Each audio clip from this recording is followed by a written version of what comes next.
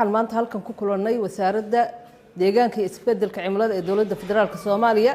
iyo guddiga kheyraadka qaranka aqalka sare waxa laga wada hadlayay xeerka deegaanka oo yaala aqalka sare kaas oo laga wada xaajoonayay ay guddigu ka soo saareen su'aalo ay ku weydiinayeen wasaaradda kadibna halka lagaga jawaabay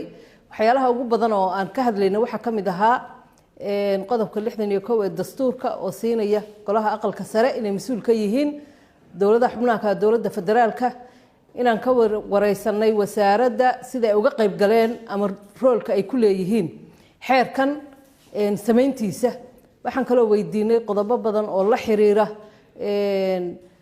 duurjoogta iyo xukunkeeda deegaanka sida dhuxusha gubideeda waxyaalo badan oo xeerka kaabayay oo ka maqnaa waxa noogu soo dhamaatay guul si fiican baan soo afgaranay inta xeerka laga ansixin doonana way socon doontaa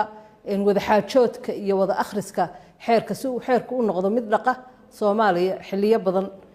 uu noqdo mid aan u baahnayn wax badan in laga bedelo dhawaan